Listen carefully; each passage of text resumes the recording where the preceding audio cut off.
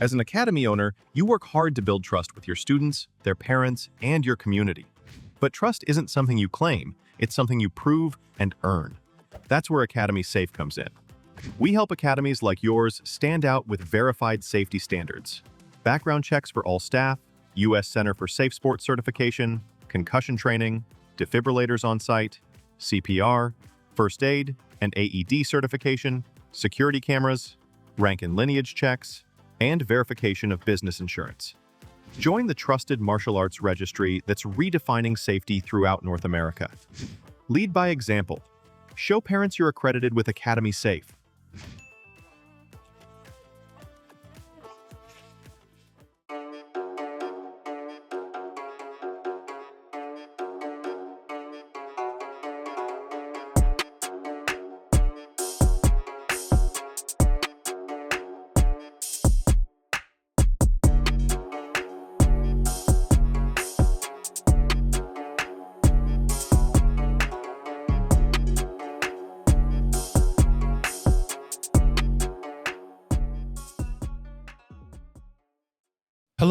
Hello, and welcome to My Empty Hands, a podcast about the martial arts, typically focused on Kempo, but we give love to all the martial arts around here. I am your host, Reggie Darden, and I have another wonderful guest that I'll be speaking with today, and I'm probably going to butcher this as I usually do, but we have Brett Correia? Correia. I know we just went over this, but I always get nervous when I start recording and I butcher it. But so yeah, we are going to talk to him about his journey in the martial arts and whatever other rat holes that we get onto. We'll get into that as well. I usually start things off by just giving a little bit of my background. So I currently train in multiple martial arts at this point: American Kempo, Hapkido, Capoeira, Brazilian Jiu-Jitsu, and Muay Thai.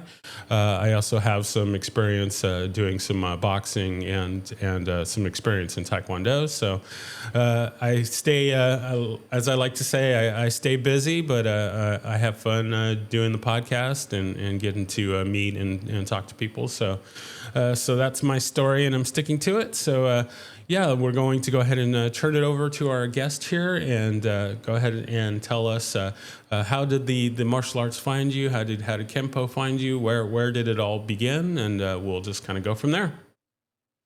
Okay, so with once again with my seamless editing, no one will know anything happened. But we had a little technical difficulties, but we're back here. So I just kind of went through my little spiel that my listeners have heard a million times. So we're going to go ahead and turn things over to our guest here. Where did Kempo find you? Where did the martial arts find you? Where did it all begin? And we'll go from there.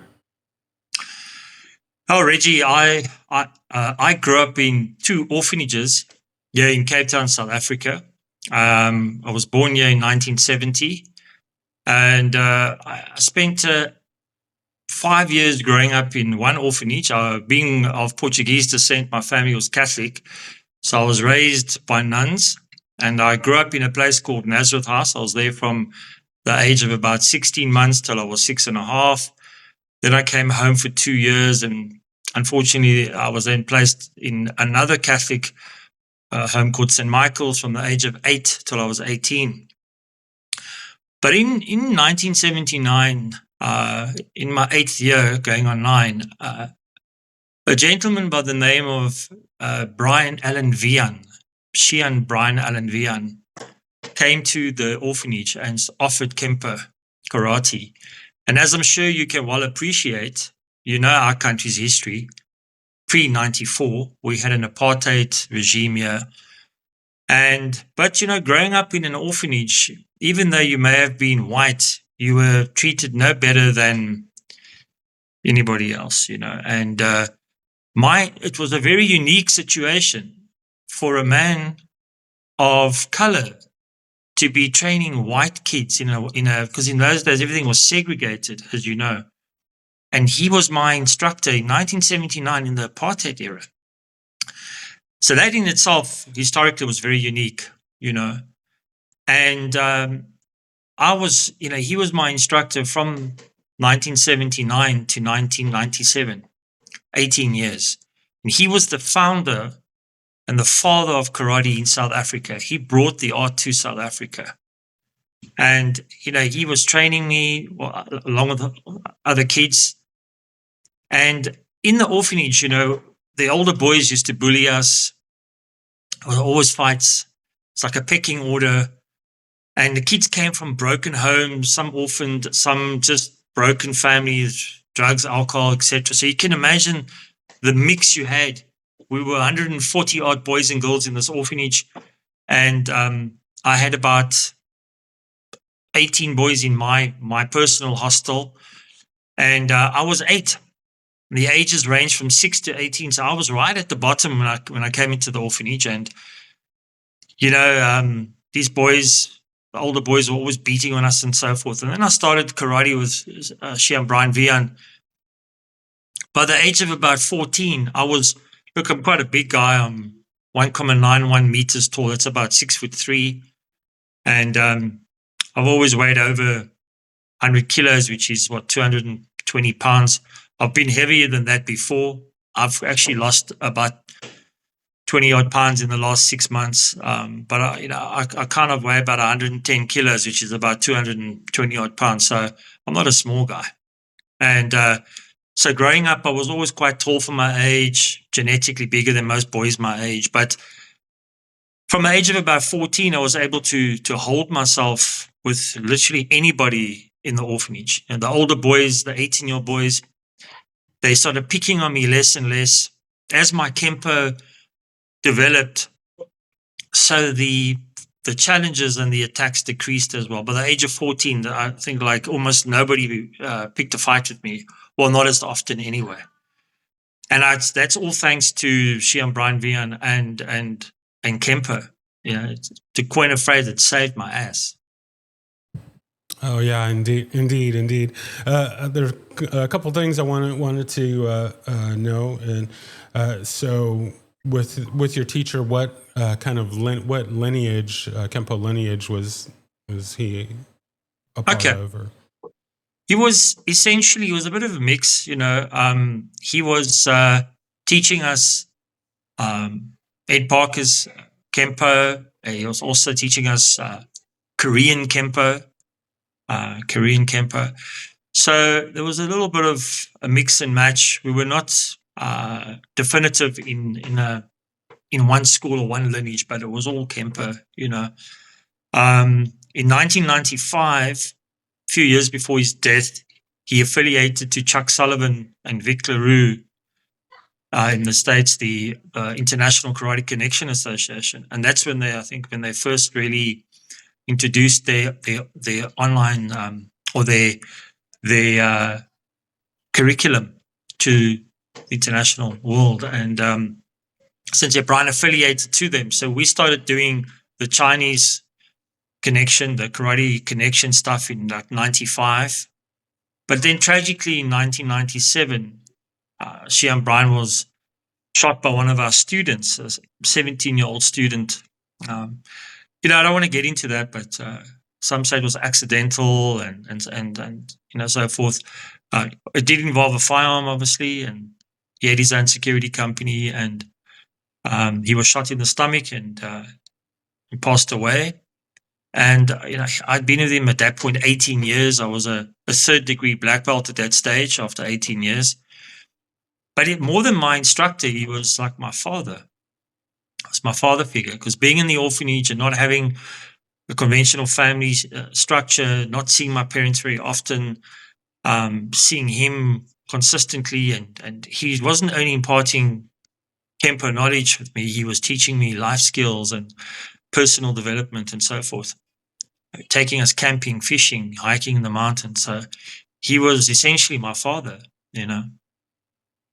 Oh yeah, no, that's my deepest condolences on his passing. I could totally understand and see. Yeah, just kind of like you said, he was essentially your father, and definitely filling in that father figure role that was definitely needed.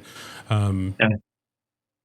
So kind of the other part of it that I was curious about. So with the segregation part of it, I mean, was there? I would assume that there was kind of the threat that this, the teaching would have to stop it at any point, or threat of violence or anything like that, and Well, kind of how did you navigate that it's side of it's it? it's interesting that you say that, because it actually got to a point where, for security reasons, we actually started training offsite. We went to his school in what we refer to in South Africa as a colored area. It's not a black. In South Africa, we have white, we have black, and in the middle we have what's called colored, which is the indigenous people of the Western Cape, which is the tip of Africa, what we call Khoisan, which is like Bushmen, and they integrated with the Dutch that came here in 1652, and then you had this mix of European and traditional local Khoisan people, and then you had this sort of what we call this. In our terminology, Mawasa is also be very careful to use the word colored. In our country, colored is not a derogatory word. It's something that is used widely amongst all race groups. It just describes the difference between white and black. In the rest of the world, you have white and black. Here we have colored. A lot of the Malay and Indian people would be categorized in that sort of category as such, because they don't fall into Caucasian or into the black category. But we trained at Shian Brian's dojo, I think, to make it easier. In those days, sport was segregated, as was everything else. But the Western Cape has always been a very liberal province. We have 9 provinces in our country, and the Western Cape, which is the very tip of Africa, has always been the most liberal. It's the most cosmopolitan. And I've had friends of color right through the 70s, 80s, 90s, right through. I mean, in fact, Sensei Ridor Williams and Shian Jamil Rousseau are both instructors of color. The two of them affiliated with me to the IKKS in December, and we are part of the same organization, and we've known each other for almost 5 decades. We preceded the 94 democracy in South Africa. We've been friends and colleagues and training partners since the 70s, essentially. Very nice, very nice. Yeah, I like hearing when people are able to stay with the same instructor, stay with the same group, and have that for going on for decades, and not just kind of bouncing around to different schools and different teachers and stuff. Like, you really get to build that bond and that connection, and I think that's really important in the martial arts training. We're not just training it by ourselves in a vacuum, but to have that connection and that bond with others, I think is very important in the training. So. Yeah, us being here in South Africa, geographically, we were very isolated from the rest of the world. When Shian Brian died, after 18 years, Shian Kobe, a gentleman called Kobe Jefter, he took over, and Shian Brian's organization was called the Tiger Academy of Martial Arts, TAMA, Tiger Academy of Martial Arts. And Shian Kobe took over the organization in 1997, and he also registered SA Kempo Karate. So he was the successor to Shian Brian, and from 1997 to now, 29 years, he has been the head of Tiger Academy of Martial Arts in South Africa. So we were part of that organization up until last year. And that in itself, if we want to get into that, I can go into that. But there's a reason why after 46 years, we no longer with the organization. I mean, you're probably asking yourself, wow, 5 decades, two organizational heads. Why would you walk? Why would you not be part of that anymore? But unfortunately, Shian Kobe has his family that are when I knew them, they were kids, and they've grown up within his organization, which is fine. It's admirable. Good kids, and they've grown up with him in the organization, but they will take over the organization from him one day. And that progression, there was almost like a natural kind of the older school, being myself, Rido and Jamil, and the younger generation that's come through. They're very much in support of their dad. There isn't as much of an appreciation for Shian Brian. That has been almost faded out in a sense. Yes, they speak of him and so forth, but they're very much like any kid would be. You promote your dad. Your dad is your hero. Your dad is, and for the older guys like us, it's kind of like we've kind of felt like the Sensei Brian wasn't being appreciated in the way he should have. But more to the point, I was a third degree in 1997. I traveled to America in 2011. August of 2011, I was invited by Chuck Sullivan and Vic LaRue to attend the Long Beach, it's called the Black Belt Combat Zone event in Long Beach, California. So I flew out from Cape Town to Dubai, from Dubai to LA, and I spent some time there, and I attended the event, and it was such an honor to be there. And when I returned after 2011, I'd been a third degree for 14 years. I never took rank, and I actually wasn't interested.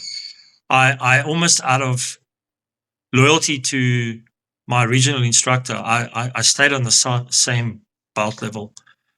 And when I came back from the States, Shian Kobe said, it's time that you move up, you move on, and I was awarded my fourth degree after 14 years. Then in 2021, I was awarded my fifth degree, and Shian Rador was awarded his fourth, and Shian Kobe his fifth. And that was only my second promotion in 29 years. Or sorry, since 1997 to 2020. So 22 years. And a few years later, 225, Shian Kobe decided to revoke our last promotions. And he had no reason. We hadn't brought the organization into disrepute. In terms of constitution, there was nothing that we had transgressed or anything. We were the three most senior instructors. In fact, we joined the organization before Shian Kobe. So, we were quite taken aback. And then I had meetings with him, and I said, but why? And he came up with all kinds of other criteria that he wanted us to do to be endorsed. And I said, but it doesn't work like that. It's actually an insult to us. If you want to give us criteria for our next promotion, for Rador to fifth, myself to sixth, Jamil to sixth, that's fine. Tell us to climb a mountain backwards if you want to. I don't care what the criteria is, but you cannot award somebody something and 4 years later or 5 years later decide to take it back and then tell them, well, I'm going to give you some other criteria to qualify for this. I said, and I asked around in the martial arts industry within South Africa. I'm very good friends with Sunny Pillay. I don't know if you've ever heard of him. He's the president of Correia, South Africa.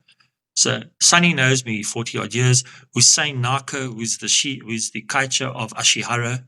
I don't know if you know him. He's world renowned. He's written books. He's the head of Ashihara worldwide. And he's also known me for 40 odd years. And I went to people like that, very senior. And I said to them, this is the situation. What should I do? And they said, there's in their organizations, in their style groups, that would never happen unless you did something to bring the organization into disrepute. Or revoking of a rank is a very serious thing. And he did it almost willy-nilly. And the fact that he wasn't prepared to kind of humble himself and stand down and say, look, I awarded these ranks, so I'm going to give you criteria for your next promotion. He was hell-bent on holding us back on that, on taking us back and then giving us criteria. And I said, well, that's where the road ends after 40 odd years. And we were in kind of no man's land. We were not part of Tiger Academy. We were just three very senior instructors out in the wilderness. And it was very sad for us. You know, I tried to find a remedy with him. We were at a dead end. And it was in December. I'd been following Manny Reyes for some time, and he reminds me a lot of Shian Brian. They're very, very similar. They're both very volatile. They're very outspoken. Shian Brian was exactly the same. They have very similar genetics. And even Rido and Jamil, they say, wow, you know, Manny reminds us so much of Shian Brian. And I reached out to him and we started chatting. And I told him about our situation in South Africa. So he never solicited me. I approached him. I didn't even approach him to join. We were just dialoguing. And through that dialogue, in exchange, we got to the point where he said, hey, man, if you want a home, you're welcome to join me. I know you're all the way out there, but we can work it out and we can train online and you can become a member of my IKKS. So I was like the first international signing to Manny Reyes, South Africa, in December of 2025. And we joined and, you know, we started engaging, we started doing online techniques and training and so forth. And I just kind of grew from there. I mean, he's got Scotland, UK, Colombia, so many, Congo, some guys from the Congo. I know Cameroon's been reaching out. So I'll be spending time online with the guys in Congo and helping them with their training. So I think it's in 26 states in America, it's in about 20 odd countries, and that's all in a space of 5-6 months. And I found Sensei Brian in Manny. So I have my own personal reasons why I affiliated to him. I know that he's not perfect. Nobody is. I saw in his volatile character, I saw a lot of my old instructor. So it was nothing new to me. And I was prepared to walk with him, journey with him, walk with him. And he took us in. He had the same character as Sensei Brian, Shian Brian.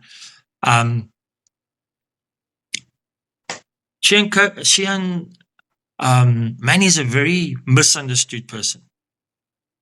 It's a very misunderstood person. I know he puts out a lot of posts and he's calling out people, and he does do his homework as far as I can see, because I might be in South Africa, but I know who's who out there and a lot of what's gone on. Maybe not as closely as you guys in the States, but I'm quite a fan. And I have built up a very extensive friendship with the guys that I met in the States over the last 15 years. So I have a lot of insights into what's going on there. So I might be here, but I have knowledge. And the only difference is, you know, if I see a flaw, weakness, or a fraudulent activity in somebody, I don't necessarily walk out and police that. I won't go and put a post and say you're an idiot and your belt's wrong and you're this and that. I rather focus on my own journey and who I'm teaching at the time and so forth. But we're all different. Just because that's how I'm going to do it doesn't mean Manny's wrong. I might not necessarily agree with how it's been done, but that doesn't make it right or wrong, you know. But Manny does so much good. He does charity work. He he's really opened his heart to the Kempo world out there. A lot of the members have come from, like I said, brokenness, being unfairly treated or so forth. And you guys don't see behind the scenes how he's made, using AI, he's taken photos of our late instructor and he's done beautiful tributes to him and posted all over social media. And that hasn't even been done in my own country. Manny has showed more respect for a man he's never met, but he says he feels him through us, through Ridor Jamil and myself. We've done a lot of videos here doing techniques and training, and we've sent it over to him on the beach, in the forest, and so forth. And he says, Brett, the first time you guys ever sent me a video of you guys training, immediately I could see straight away what your lineage is, where you guys come from. Raw, unadulterated Kempo in Africa. And he said, I could see, I didn't need to know your instructor. I could feel him through you, and that meant so much to me, that somebody that didn't know Shian Brian could actually honor him so much, and it's like Tank. I'm sure you've seen Tank. He trains with Tank, who's challenged in certain aspects, one of his students. Tank's got challenges, but man, he's so patient with that student. He trained with him on Mother's Day. He'll go and get him out of situations and get him back on track. And Tank will call him at 4 a.m. and he can't sleep. And he says, I want to train. And Manny will go down and meet with him. The keyboard warriors, the critics out there, don't see that. They only see Manny types something and says something about somebody which is possibly even true. But they don't see all the other things that Manny does in the background. And that, for me, that's sad, but I know that and I see that. And that's why I've had people contact me and say, Shian Brett, why are you with Manny? He's going to bring you down. He's going to taint your name. You were invited to the States by Chuck Sullivan and Vic LaRue. Why would you want to be involved with this guy?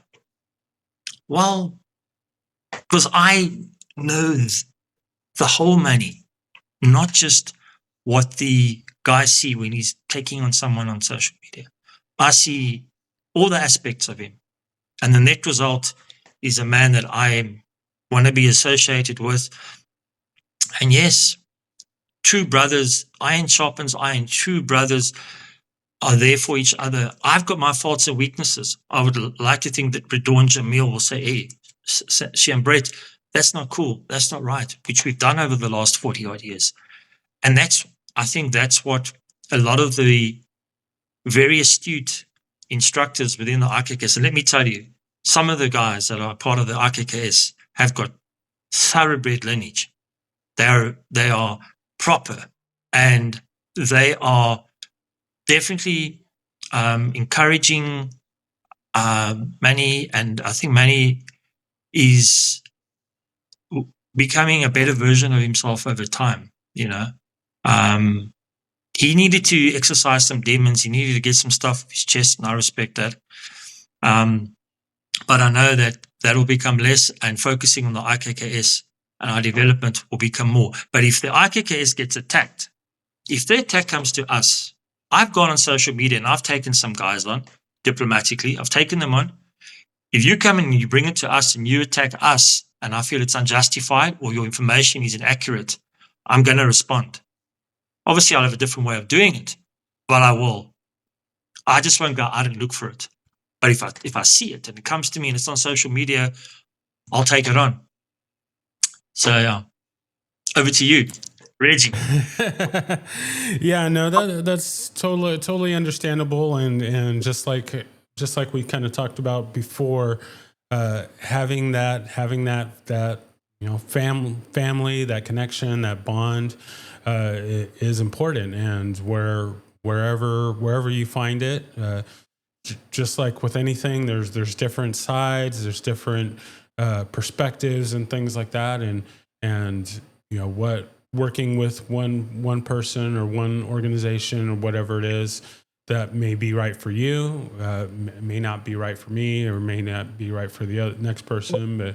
And just like it is with Kempo, it has to be kind of tailored and modified to fit the individual, it works the same with organizations and training partners and teachers and all those things, that you have to find that aspect that fits you, and 100%. you can make it to something good, you can make it to something bad, and there's everything in between, and different sides and different perspectives. So it's everyone's journey is different, and we get from point A to point B and on different paths and different roads, and that's just life, and that's just how it goes. So we go on the journey that we need to go, and things go the way that they need to go. So I can respect that. Yeah. So to kind of take it back to your journey, when did the teaching aspect get into it? When did you start the teaching, and was it something that you were always interested in, or was it thrust upon you? How did that go? I think growing as a junior black belt growing up, we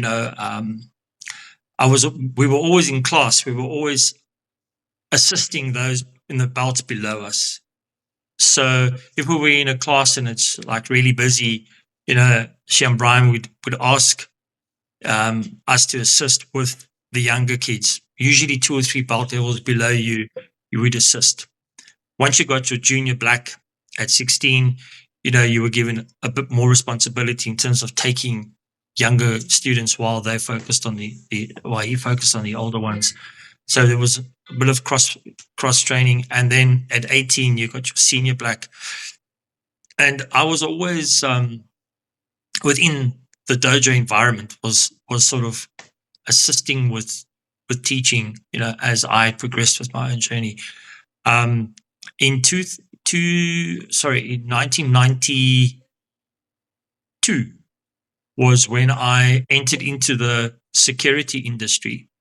I was 21, 22 years old, entered into security, and I was working security in the clubs, in the entertainment world within South Africa. As you know, this country is. You just got to go look at go Google, go look at the rankings. Most dangerous cities in the world. We have a lot of gangs here. We have a lot of tribal, intertribal issues. We have hijackings. We have murders. I think we have the highest murder rate in the world. So it's pretty rough. We have beautiful parts of the country, beautiful parts of Cape Town. I mean, we win tourist awards all the time. We break records for them. Tourists coming every year, so it's quite a contrast. You have a lot of beauty and natural beauty and very developed first world city, but there's a dark side to it too. And in the 80s, 90s, early 2000s, working in the clubs and etc., we had to often brush with the underworld and gangs and stuff like that, and life-threatening situations. And I had my own school out close to where I lived in an area called Bergfleet.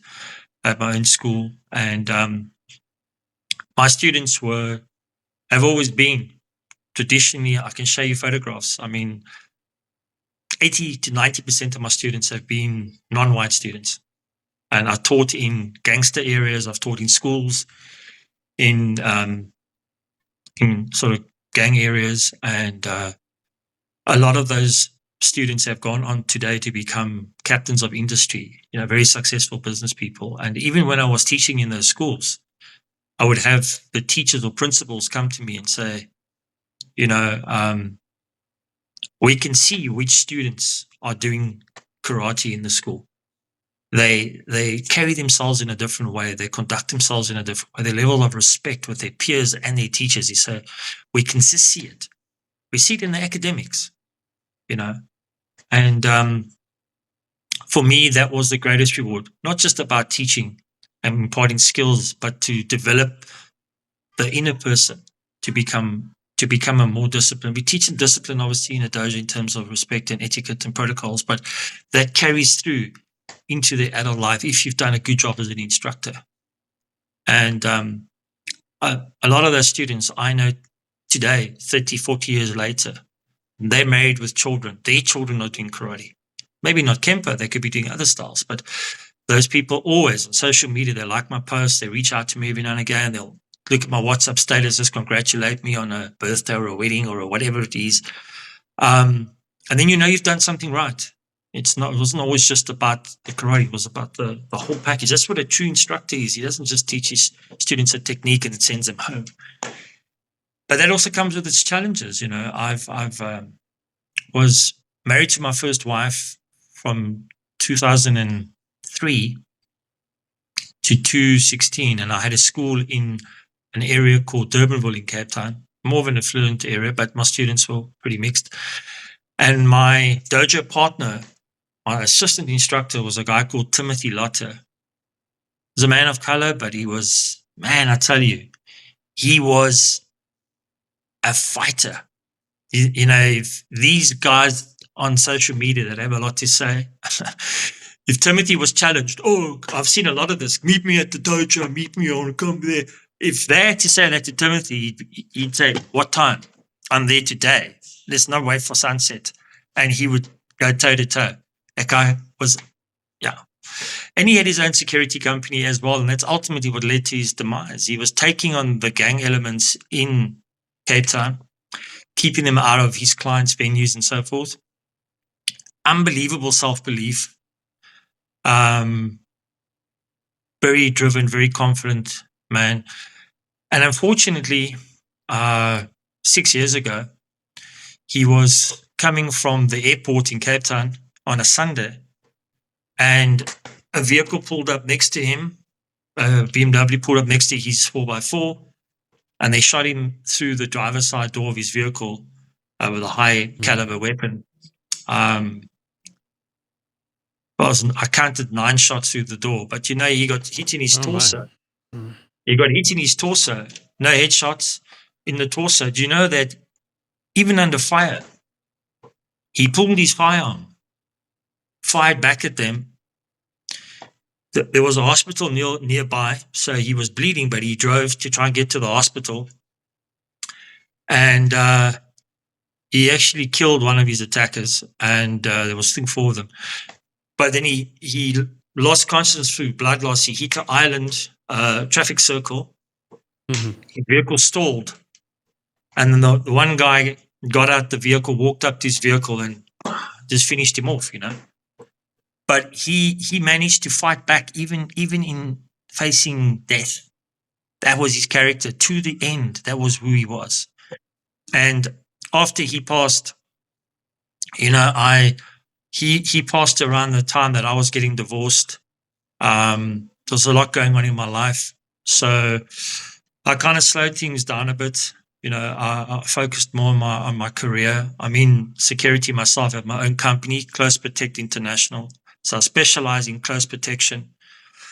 I work with diplomats. I work with entertainers, top actors and singers and so forth, corporates, and of course within our demographic here, I work with our city. We go into very high risk areas every day, into the townships where there's deaths daily, you know, murders and so forth.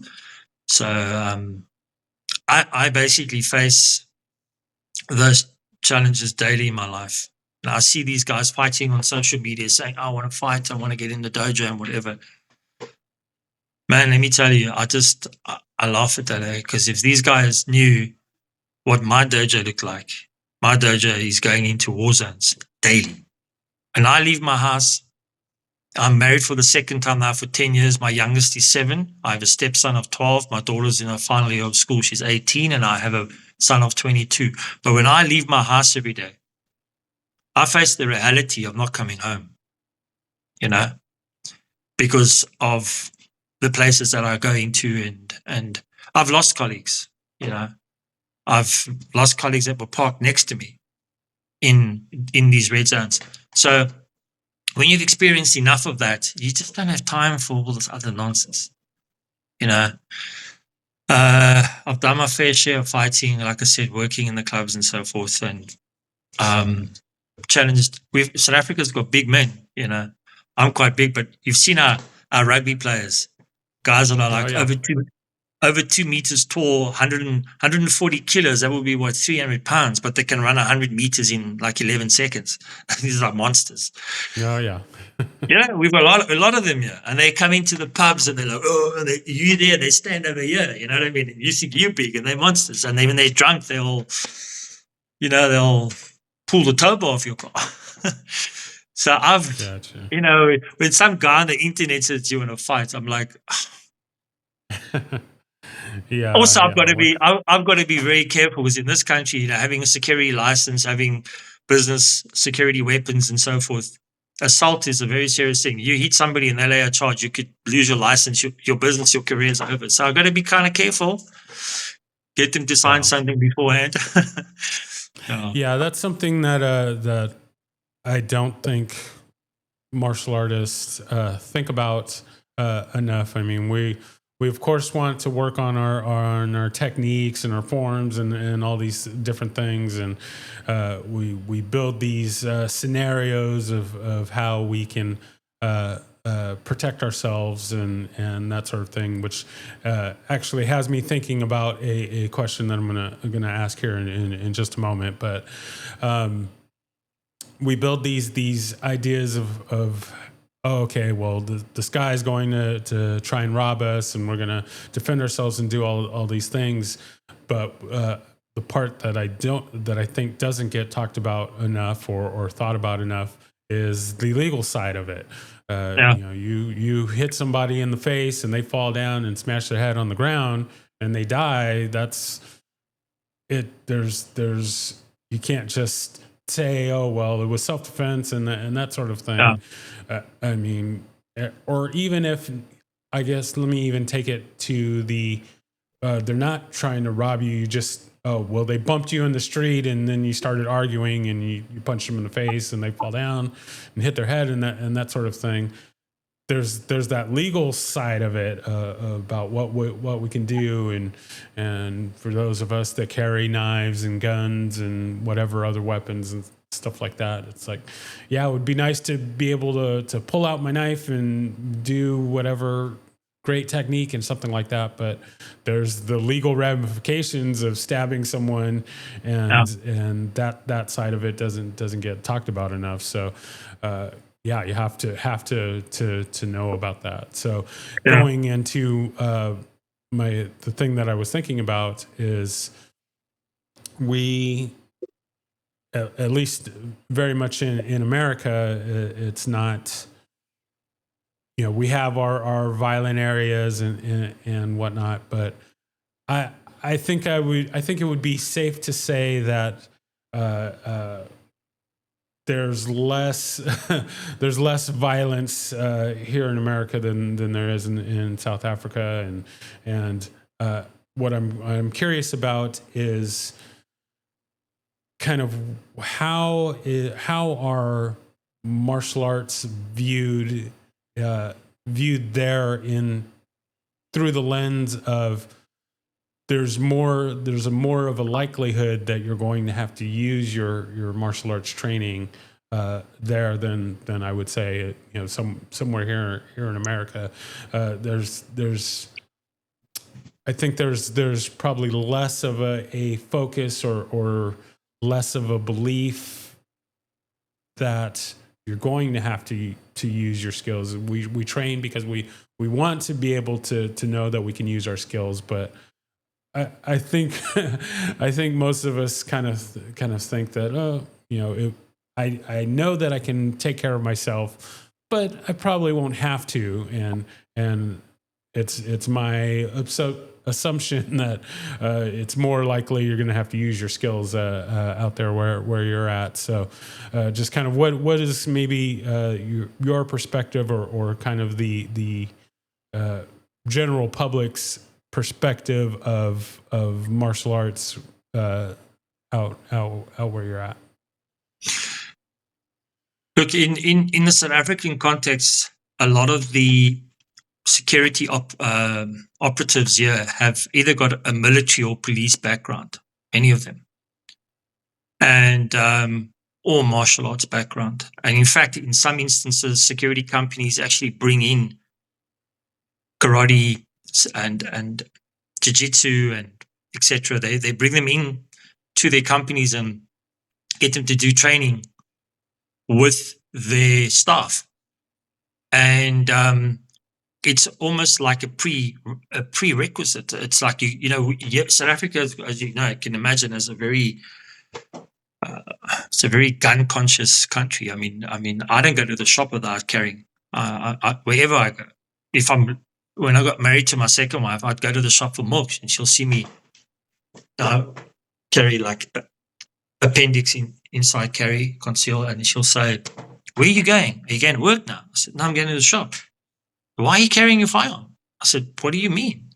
Crime finds you where you are." And me being in the industry for so long and having the reputation that I have, if I must ever succumb, one of the first things that the guys are going to ask is like, "Hey, was Brett? Brett got shot today. Brett died.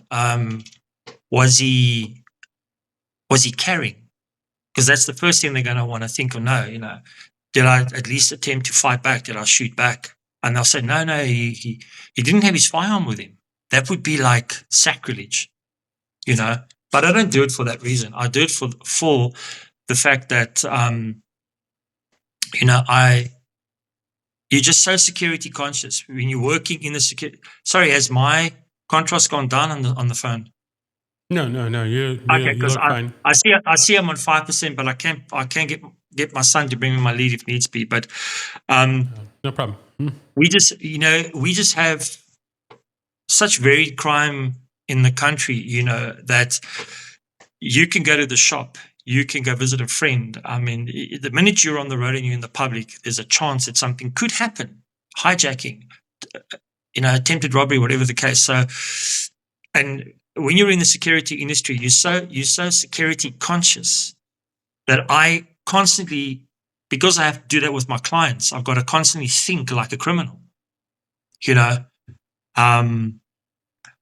that, yeah, if I go out without a firearm, it would be almost like, well, would you do that with your client? Would you travel with your client from the hotel to the airport and not have your firearm?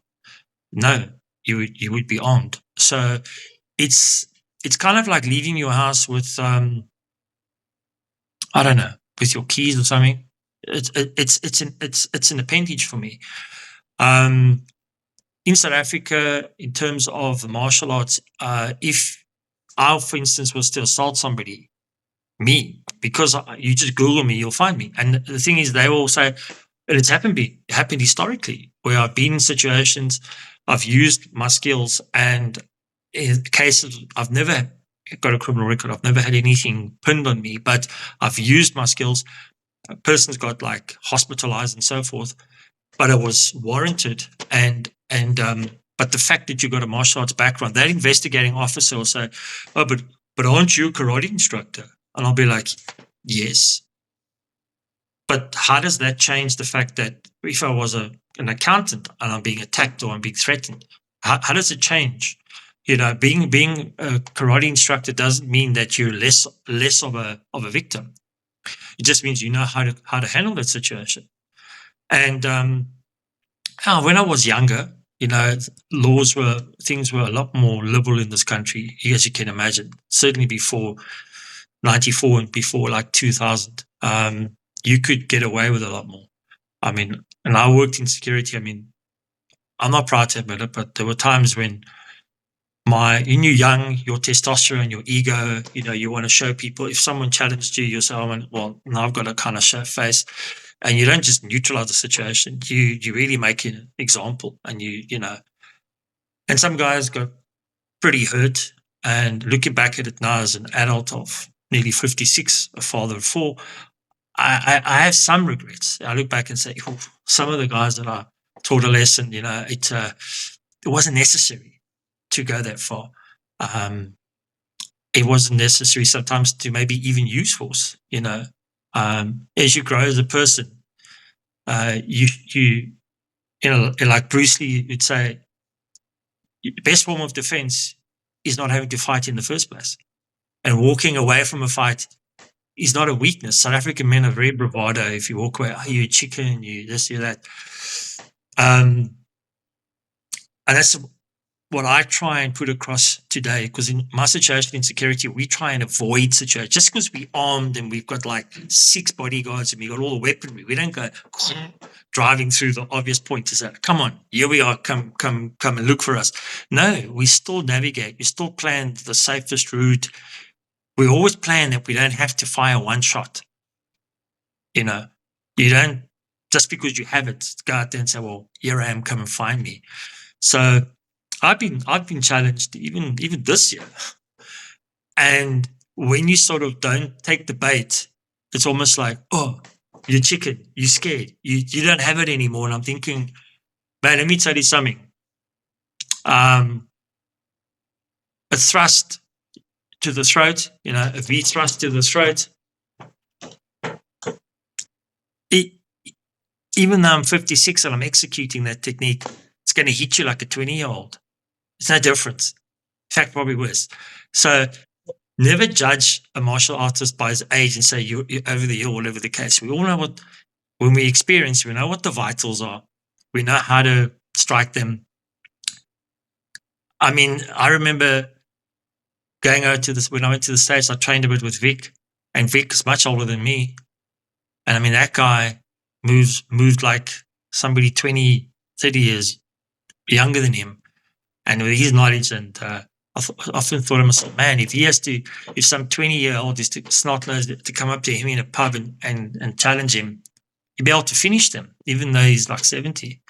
So don't underestimate the old man or veteran, unless he's got physical limitations. Okay, so once again, seamless editing. No one will ever know that we had any kind of technical difficulties. So we're kind of back at it here. The kind of last thought that I had on what you were talking about, I'm going to kind of date myself here a little bit in that I was reminded of a movie called The Presidio.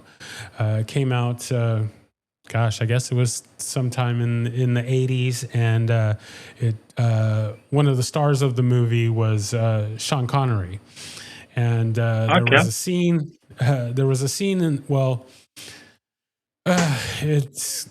My memory is not super great, but essentially there was this cop that was investigating a murder, and he had to work with this military guy that's the character that Sean Connery was playing.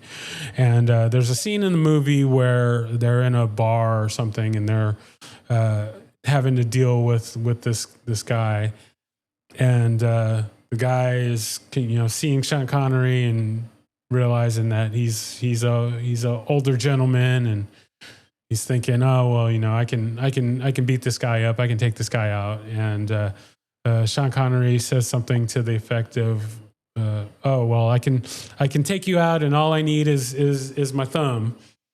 And of course the younger guy is scoffs at that idea, and sure enough, Sean Connery's character just kind of jabs him in the throat with his with his thumb, and takes the guy down. And it's just like, you can't judge a book by its cover. It doesn't matter how big and strong you are, but you take out somebody's knee, or you poke them in the throat, or you poke them in the eyes, or something like that, they're going down. So I like that. So awesome. So yeah, it's called The Presidio. It's an older movie, but it's a fun watch if I remember correctly. Did you take it to? Sorry. So, I was in the little break we had, I was making pancakes for the boys, that at home because of the weather. And I asked my youngest to make his brother one, but he broke it. So when I'm done, yeah, I'll sort them out. Gotcha.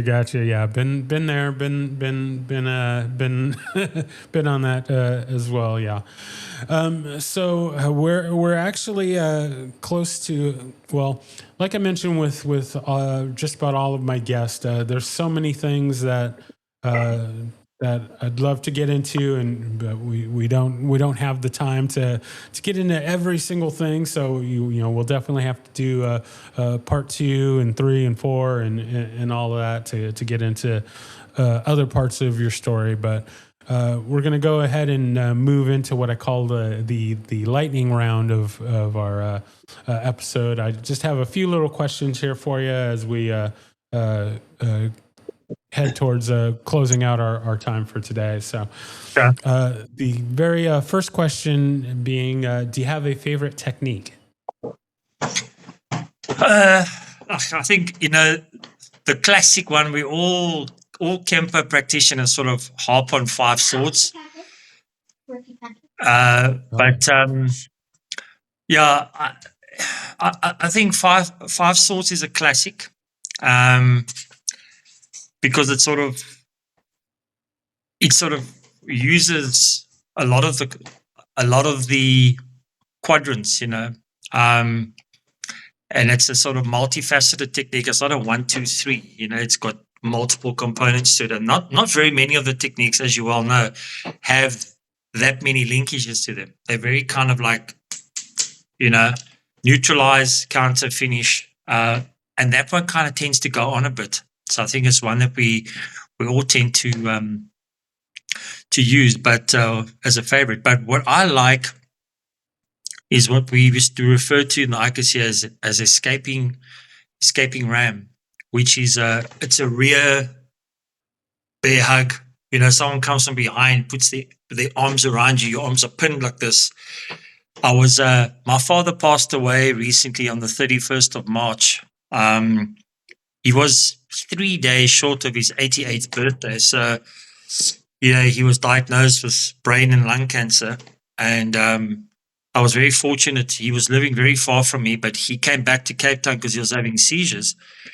And then discovered he had brain cancer, then lung cancer. And then within 8 days, he was gone, but he was almost 88. But at his memorial service, which took place on his birthday, which was the 3rd of April. So he died on the 31st of March, and his service was on the 3rd of April on his birthday. My nephew, who's a rugby player, who's about 6'6", big guy, we were joking about a group of us were standing around like guys do. And, I don't know how we even got onto the topic of fighting and karate and whatever. And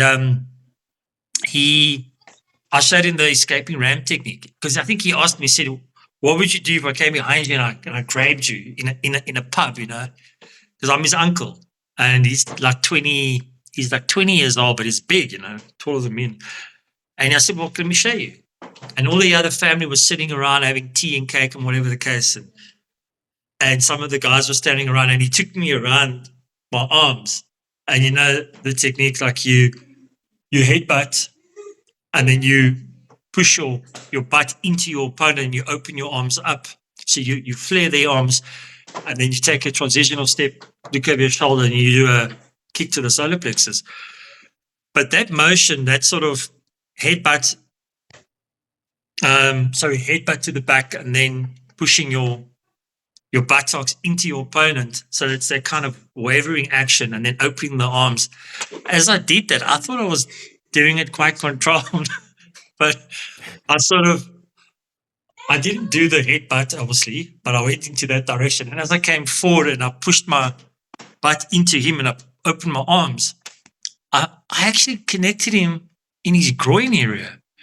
And he went down to the ground. He was like, oh, and I actually thought he was joking. And I was like, oh, come on. And he said, no, it's okay, I'm okay. And I said, hey, did I hurt you? And he said, oh, you hit me in my nuts.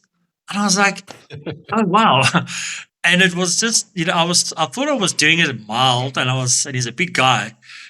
And even though it was funny, and he said, well, it works. It really works. I said, but my boy, I wasn't even using proper force. Imagine if I really went for it. He said, no, I would have been on the ground for like a while. And what I took away from that experience was that here was my nephew, who's like 6'6", is a rugby player, big, strong young boy. And I'm playing around. I'm trying to show him escaping ram, a rear bear hug technique. And I hit him in his buttocks. In his groin area with my buttocks. And he actually went down. And the other guys that were standing around were like, because they could see he wasn't acting. And he was bigger than all of us. And they were like, okay, sure, this shit works. I said, well, and I came away from that experience today thinking to myself, when we do techniques, as you know, it's always very so controlled. And there's a lot of criticism on social media of how the person stands there and you can do what you want to do. And how realistic is it? And in fact, today there was some chat on the group or some of the groups, this guy's not just going to stand there. And here I was doing a technique where I wasn't certainly not intending to hurt my nephew, but he actually dropped to his knees, and he's a big guy. And I thought to myself, okay, so yeah, we were talking about favorite techniques. That would definitely be one, because in a situation, in a pub or a club or something, or a social place, other than being attacked from the front, you could have somebody trying to grab you from the rear. They'll try and pin you in your arms. And even a woman, we used to do a lot of self-defense classes for elderly and for females, because they're not, percentage-wise, you're not going to get a lot of older people joining a dojo, and you're not going to necessarily always get females. They'll go to Pilates and Tai Chi and that kind of thing. It's not a big percentage of women versus males, I think, doing karate. I don't know the exact stat, but I would think there's more male-dominated sport. So women don't but they'll do self-defense classes. So you've got to kind of take your knowledge, your syllabus, and say, okay, let's sort of narrow it down to what sort of techniques would a woman primarily, because you can't teach them unless they're coming into a school traditionally going through the ranks. But if you're going to teach an elderly person or a female, like your system or your style, but what they're going to use on the street, you'd have to condense it and think of what kind of attacks would more commonly take place on a female. What would a man want to do if he wants to maybe assault a female or even rape her, and what sort of techniques? So escaping ram, would definitely be one of them. Guy grabbing a woman from behind and trying to get into a dark corner or something. Guys, sorry, can you hear them in the background? Not a problem. Not a problem. Not a problem. Sounds good. I like it. All right. Next question. Do you have a favorite form and or set? Do you have a favorite? Flo? Yes. Or favorite set? Form or set? Form or set? And or set. Well, I'm very biased in that regard, because when we moved over to the IKCA, Chuck Sullivan and Vic LaRue, they basically took all their Kempo knowledge, which was traditionally IKKA system, and they kind of felt there were too many techniques. And if you get on the street, I can't go like through this repertoire thinking, oh, the guy's attacking me like this now, what am I going to use? So, we call it analysis paralysis, So what the IKCA did is they kind of took the IKKA syllabus, essentially all their knowledge. And Chuck was, Ed Parker's fourth black belt, if I'm not mistaken, fourth black belt. And he's like 92 or 94 now. I think he's the most senior still living. And he condensed it. The IKCA system back then, I believe it's 60 techniques now, but it was 55 when they originally started the IKCA. And those 55 techniques, on every belt level, you do the techniques, and that becomes the form. So if you're doing orange, you'd have 6 techniques, and purple would be 7, and so it goes. And black belt will be 15. So, and then those techniques knit and form the master form. So in terms of, to me, the master form, the IKCA master form, is for me the most comprehensive. It deals with all the angles, front, back, the sides, the various angles of attack. And if you master that, you pretty much got a very comprehensive system. Obviously, the segments to break it down, I can't really say what is my favorite, because even at the lower belt levels, some of the techniques I find are more appealing to me than even some of the sort of more senior belt techniques.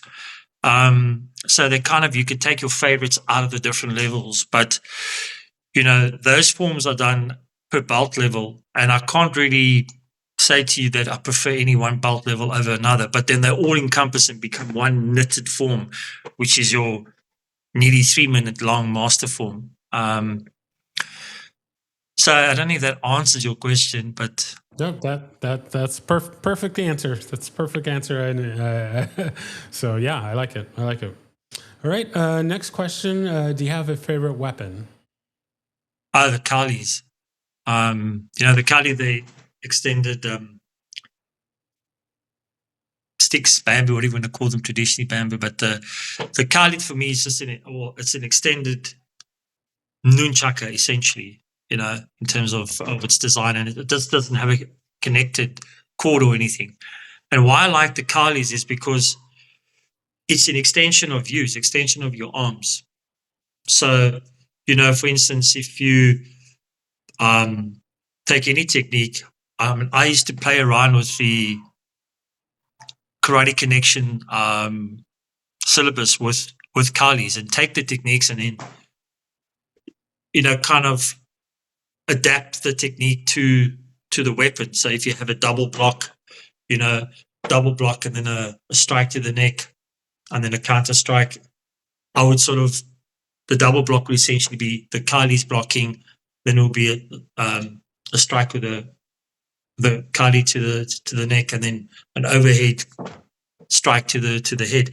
So you essentially just using the Kalis as an extension of your arms and incorporating that into the technique. For me, why I like the Kalis is because if you're in a setting, to find, especially if you're being cornered by a group of guys, for instance, it's probably a lot easier to find something that resembles a stick or a plank or a baton in most environments, as opposed to an actual weapon. If there's not a set of nunchakas lying there, or a knife, if you don't have a knife on your person, suppose if you're in a kitchen, close to a kitchen, or in a recreational place, you could find a knife, but it's probably a butter knife. You're going to have to be very fortunate to grab a steak knife. Be very, very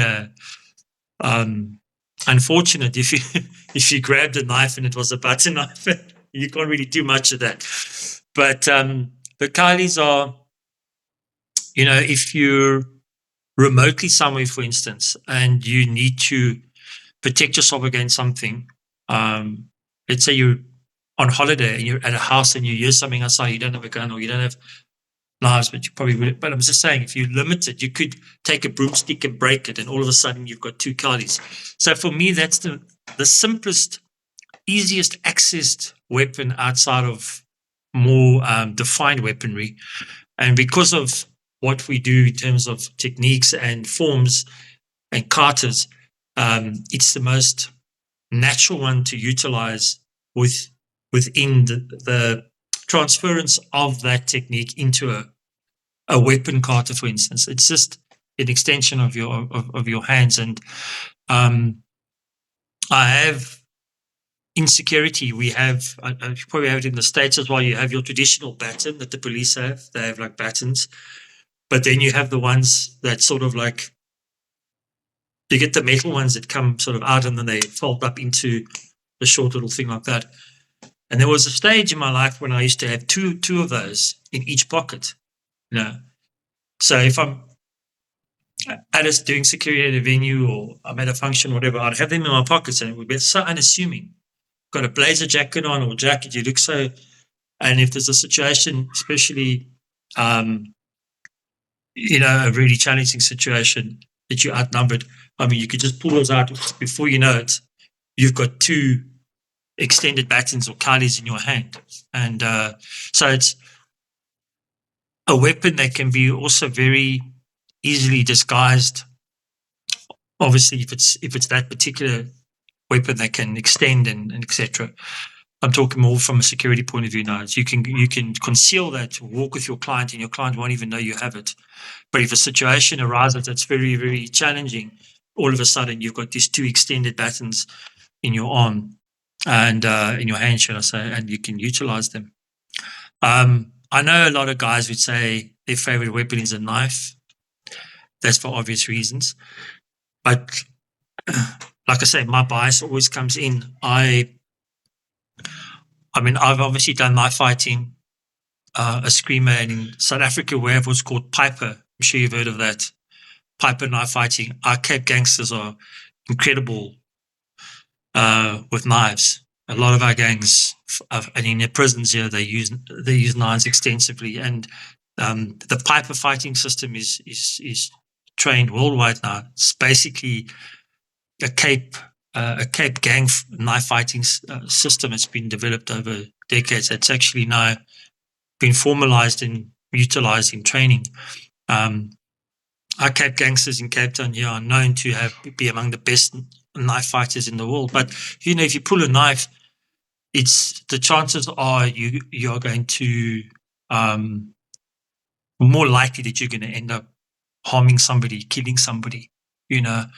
I mean, even with a gun, you can fire a warning shot. You can shoot somebody in the shoulder or the leg, and you can just, and a gun makes a lot of noise. And if you shoot an attacker with a round into his leg or his shoulder, you're going to neutralize him. But with a knife, it's very different. You stab someone, they don't even know they've been stabbed sometimes. The adrenaline's pumping. And I just feel knife fights often end up in fatalities because it's multiple stabs. I mean, here in Cape Town, we have gangsters that stab somebody like 17 times before they stop. But what are the chances of you shooting somebody 17 times? Unless you're like a crazy man. It's normally 1 or 2 rounds, and the person could possibly be injured and survive. But if you got a knife, I don't know. I sometimes think a knife is more dangerous than a gun. Oh, yeah, for sure. Yeah. For sure. Very nice. Very nice. All right. We're going to move to our next question. If there is anyone that you could train with, living or dead, fictional or non-fictional, besides Zed Parker, who would that be?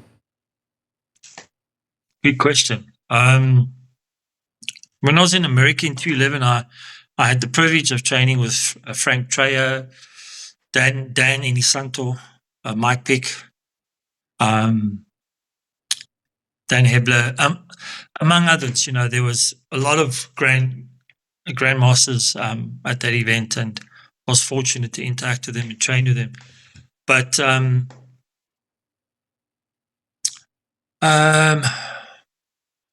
I think it's going to sound really, really cliched, but I'm going to say Bruce Lee, and I'll tell you why. Because I know he attracts a lot of criticism. What's new? The martial arts industry likes to critique. That never happens. but Bruce Lee for me, because before I even started with Shia and Brown in 1979, I saw Bruce Lee Enter the Dragon, and I had these underpants with these little karate characters on this Chinese writing. And when I wore those underpants, I always felt like I was invincible. And I kind of wanted to wear them every day, but that wasn't possible. But Bruce Lee, I think a lot of where karate comes from emanates from Bruce Lee. I know a lot of it is Japanese, of course, Okinawa, Goju Kai, and Kaikushin, and all those styles. But I think Bruce Lee, a lot of what has developed over the last 40 years has emanated from him and from Jeet Kune Do. And just his mind, his mastering of the anatomy, physiology, and his philosophies and his discipline. You know, yeah, I think that you could have learned so much from him because he was an all-encompassing martial artist. You know, and he took his knowledge from Yip Man, from the Wing Chun and whatever else he learned, and he kind of developed his own system. You know, and he was really in the pursuance of perfection. If you saw what he looked like in his younger years, he was quite a tubby. He was quite a, you know, he didn't have a physique like he did. And he was, you know, and if you look at what he progressed to physically, you know, that took a heck of a lot of training, a lot of discipline, a lot of knowledge as well, science. So I think definitely Bruce Lee. Yeah. That's great answer. Yeah, no, a number of guests have mentioned him, and his influence on the martial arts is undeniable, and yeah, he's inspired many of us to train, and that perfectly leads into my next and last question is, what is something that motivates you to train, and or something that you'd like to put out to motivate others to train? So I use the example of the movie Rocky IV, when he's out there doing the training, he's running through the snow and chopping the wood and all that sort of things. Anytime I watch that scene, I'm ready to get out and get to training, and so that always fires me up. So what is something like that for you, or something that you want to put out for others to motivate them? You know, if you had asked me that question, I think that question can be answered differently at different stages in your life. But I think for me, it's nearly 56. Let me answer that question twofold. When I was younger, it was quite simple. It was a matter of developing a skill set so that I could survive, so that I could fend off older boys attacking me, beating me up in the orphanage. It was quite simple.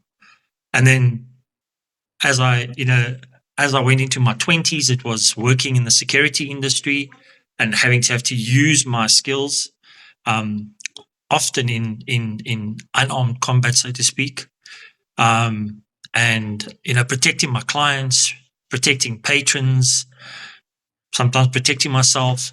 And so I've always been in the pursuance of knowledge.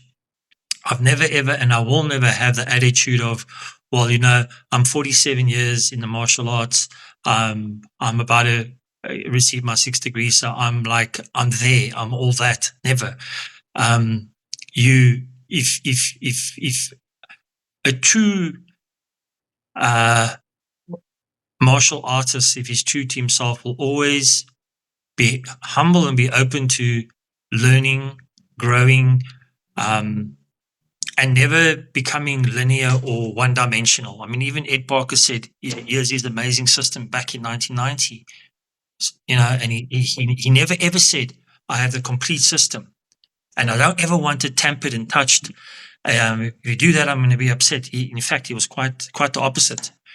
You know, he wanted the perpetuation, the evolution of the system. And as martial artists, we should have that same attitude, that we need to adapt. Like in the in the UFC, how many of those fighters don't go and train in? They always make the joke: go to Dakistan, go train with Khabib and those guys. We've got a fighter in the UFC, Dricus du Plessis. He was the middleweight champion.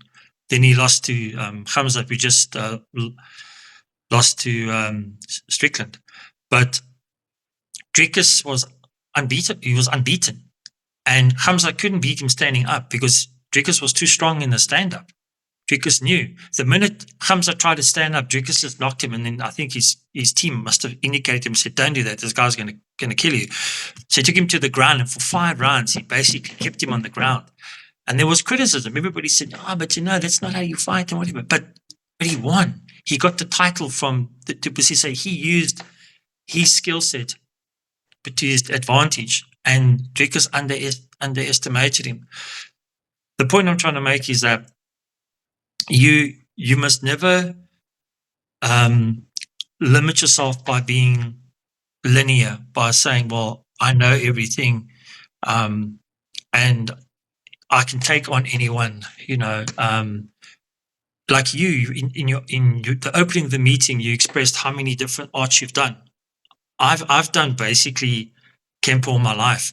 I've done a little bit of training in Aikido. I've done some boxing. I've done a little bit of judo, but not formally, not in a ranking system. Just through my work, being exposed to different martial artists. My ex-partner, business partner, showed me some jiu-jitsu stuff, but in terms of moving with the times, almost all the fighters in the UFC would have at some point have done some sort of wrestling and some sort of jiu-jitsu, no matter where they come from. And even when Duplessis lost to Hamzat, the criticism on social media was, you need to go to Dagestan or you need to go to Russia or wherever, and you need to go and learn some more groundwork, because he was excellent in stand-up. So even though he was unbeaten and this was his first loss, there was a weakness in his martial art. But if he had the arrogance to say, no, I only lost one fight, I'm going to go over my next fight, I'll do the same. No, he's intentionally gone now and worked on his weaknesses, and that's what we as martial artists need to do. If you are a purist and you want to stay within your own system, that's fine. But be open-minded to go beg, borrow, and steal, and take other positives from other styles, add it into your repertoire, or take your own system like Manny's doing. I know he's getting a lot of criticism. Maybe it's just the way he's going about, I don't know, but Manny's heart, his intention is to take Kempo, what he knows, and to try and adapt it into a modern era. If you look at his fight history and all his detractors, I must say the common denominator there is they say, yeah, he's got a fight history. So many can sort of back it up with actual history and fighting. And he's done MMA and he's done boxing and he's done karate. So he's trying to combine all his experience and knowledge into a revised system. And I don't think one should ever say that the system that you're improving is crappy, because that's disrespectful. Just say, I have a base system. It's my traditional system, but I'm putting add-ons. I'm incorporating other aspects to it to make myself a more complete martial artist. Very good. Very good. I like it. All right. So we are now at our final piece of business today, and that is the shameless self-promotion. So feel free to plug anything that you'd like, or if there's anything that we haven't covered that you wanted to say, you now have the floor, and then we will close out our time for today from there. Awesome.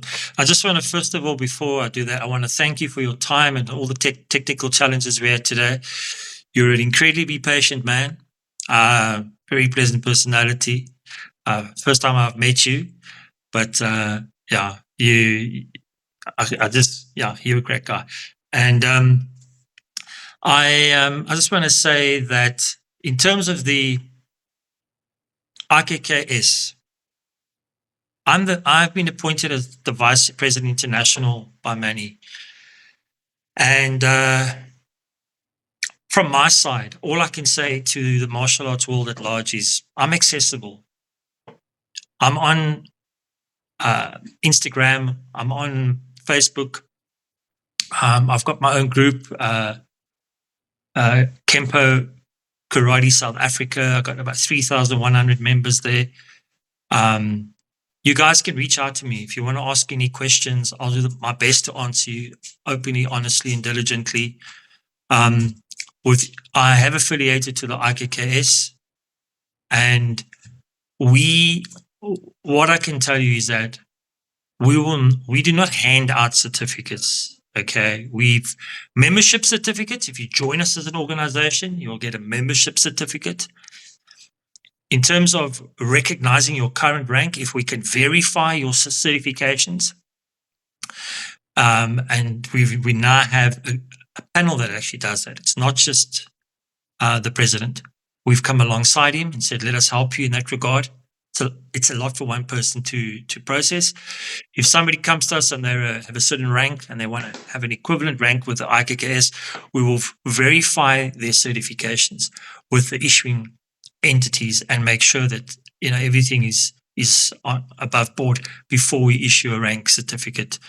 Only 3 people have received rank since the IKKS was formed, and we can explain every one of those. And in terms of promoting, we will have our own promotion criteria. Manny Reyes is working. He does have a beginner, an intermediate, an advanced, and a black belt syllabus. So there are 4 primary syllabuses that we'll have for the IKKS. So that's been, he's opened that up to the senior leadership within the organization, and we are busy working on the process of refining that syllabus before we make it officially available to our members. So there will be an official IKKS 4-level syllabus, which will be pretty much like what the IKCA did with the Kemper syllabus, and refining it into a sort of a sharp, concise sequence of syllabus. So we will be doing the same. But I don't want the perception out there that we're just handing out stuff left, right, and center, because it's really not.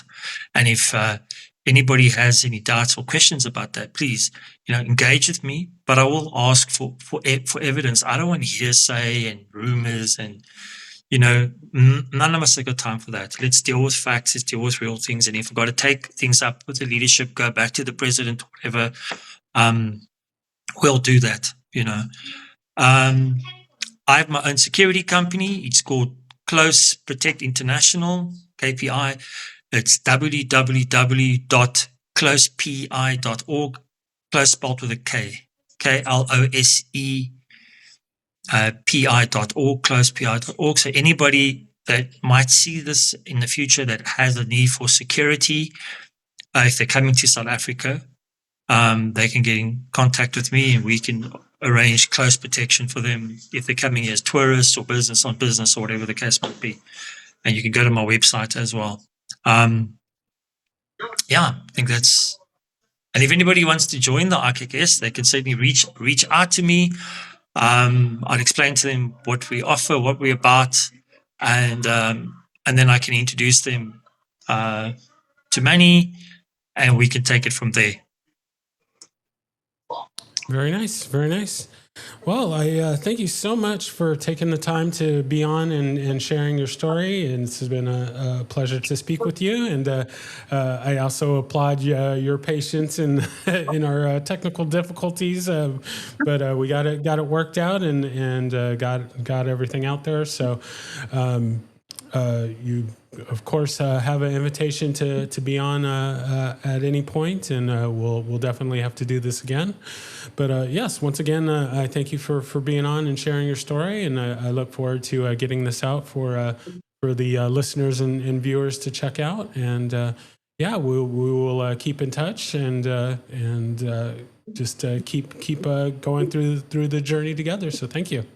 Thank you very much, Reggie. Keep well, and we'll speak soon. Cheers, my brother. Bye.